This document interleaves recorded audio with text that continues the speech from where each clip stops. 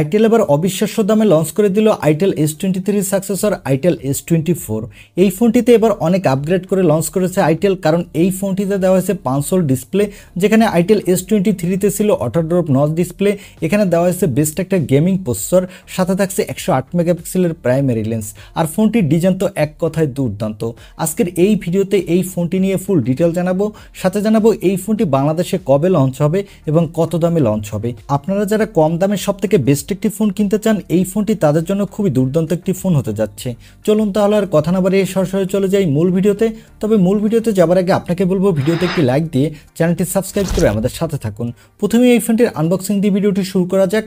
এই ফোনটির বক্সটি দেখতে পাচ্ছেন ব্ল্যাক কালারের একটি বক্স, বক্সের উপর বড় করে লেখা আছে S24। আর বক্সটি খুললেই প্রথমে পাবেন আপনি কাঙ্ক্ষিত ফোনটি, তারপরে পাবেন ইউজার গাইড, আরেকটি ট্রান্সপারেন্ট ব্যাক কভার, তারপরে পাবেন চার্জার আর USB Type-C কেবল।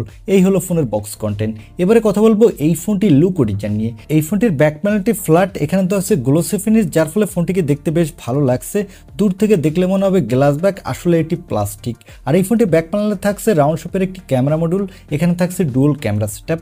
এর বডি ফ্রেমটি হলো বক্সি শেপের। ফোনটির নিচের দিকে পাবেন speaker, USB Type-C port, microphone আর 3.5 মিলিমিটার হেডফোন জ্যাক। ডান সাইডে পাবেন পাওয়ার বাটন এবং ভলিউম লকার। ফোনটির উপরের দিকে পাবেন স্পিকার, আর ফোনটির বাম সাইডের উপরের দিকে পাবেন সিম কার্ড স্লট। এখানে দুইটি সিম কার্ডের সাথে একটি মাইক্রো SD কার্ড ইউজ করতে পারবেন। আর ফ্রন্টে পাবেন একটি middle console selfie camera. Overall ফোনটির লুক ও ডিজাইন আমার কাছে বাজেট বিবেচনায় এক কথায় দুর্দান্ত লেগেছে। ফোনটির থিকনেস হলো 8.3 মিলিমিটার, ওয়েট হলো 192 গ্রাম, যার ফলে ফোনটিকে হাতে নিলে আপনার কাছে বেশি ভারী মনে হবে না। এবারে কথা বলবো এই ফোনটির ডিসপ্লে কোয়ালিটি নিয়ে। এই ফোনটির ডিসপ্লেটি সাইজ হলো 6.6 ইঞ্চি মাপের একটি HD+ IPS LCD ডিসপ্লে। এখানে থাকছে 90 Hz রিফ্রেশ রেট। এই ডিসপ্লেটির স্ক্রিন টু বডি রেশিও হলো 91%। এখানে দেওয়া হয়েছে 480 নিটসের পিক ব্রাইটনেস, যার ফলে ডিরেক্ট সানলাইটে এই ডিসপ্লেতে আপনি কিছুটা ব্রাইটনেসের ঘাটতি পাবেন, তবে লো লাইটে কিন্তু বেশ ভালো পারফরমেন্সই পাবেন। তবে আমার মনে হয় এই ডিসপ্লেটি যদি ফুল HD ডিসপ্লে হতো তাহলে এই বাজেট বিবেচনায় ওয়ান অফ দ্য বেস্ট হতো। তবে এখানে 90 Hz রিফ্রেশ রেট থাকার ফলে যারা গেমার আছেন তারা গেমিংয়ের সময় মোটামুটি ভালো স্মুথ পারফরমেন্সই পাবেন। এবারে কথা বলবো এই ফোনটির ক্যামেরা কোয়ালিটি নিয়ে।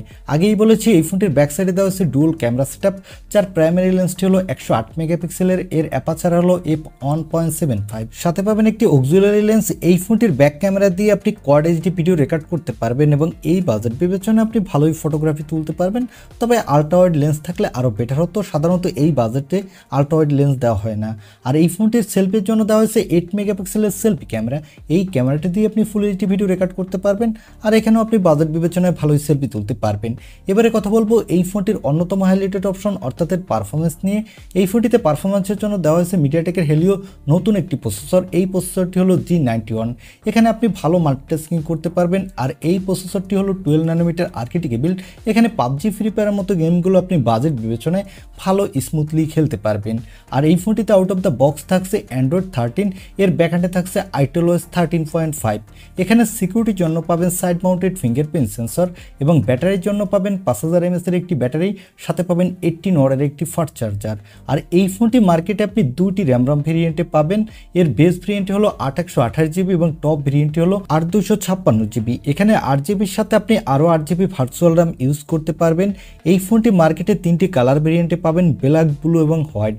এই ফোনটিতে দেওয়া হয়েছে LPDDR4X র্যাম, সাথে থাকছে eMMC 5.1 স্টোরেজ। এবারে আসি এই ফোনটির প্রাইজে। ফোনটি গত 4 দিন আগেই মিয়ানমার মার্কেটে অফিসিয়াল লঞ্চ করে দিয়েছে এবং ফোনটির দাম রাখা হয়েছে 4,59,900 কিয়াট, যা বাংলা টাকায় কনভার্ট করলে তারা 24,039 টাকা। তবে এই ফোনটি বাংলাদেশে এত দামে লঞ্চ করবে না। বাংলাদেশে এই ফোনটির বেস ভেরিয়েন্টের দাম হতে পারে 15 থেকে 16,000 টাকার মধ্যে, আপার ভেরিয়েন্টের দাম হতে পারে 17 থেকে 18,000 টাকার মধ্যে। আমার মনে হয় আপনাদের যাদের বাজেট হলো 15,000 টাকার আশেপাশে এবং এই বাজেটের মধ্যে অফিসিয়ালভাবে সব থেকে সুন্দর লুক ও ডিজাইনের পাশাপাশি ভালো গেমিং করতে চাইলে, মোটামুটি ভালো ক্যামেরাও পেতে চাইলে তারা এই ফোনটি নিতে পারেন। তবে এই ফোনটির একটি ড্রব্যাক হলো এই ফোনটির ডিসপ্লে। এই ফোনটিতে যদি ফুল HD ডিসপ্লে দিত তাহলে এই ডিসপ্লেটা এক কথায় বেস্ট হতো। এছাড়া ডিসপ্লের ব্রাইটনেসও কিছুটা কম, যার ফলে আপনি ডিরেক্ট সানলাইটে ইউজের ক্ষেত্রে সমস্যায় পড়তে পারেন। এই ছিল itel S24 এই ফোনটির রিভিউ। এখন এই ফোনটি আপনার কাছে এই দামে কেমন লেগেছে বা এই দামে এই ফোনটি আপনি কিনতে চান কিনা তা কমেন্টে জানাতে পারেন। আর ভিডিওটি ভালো লাগলে অবশ্যই একটি লাইক দিয়ে চ্যানেলটি সাবস্ক্রাইব করে আমাদের সাথে থাকুন। দেখা হবে নেক্সট ভিডিওতে। আজকের মতো আল্লাহ হাফেজ।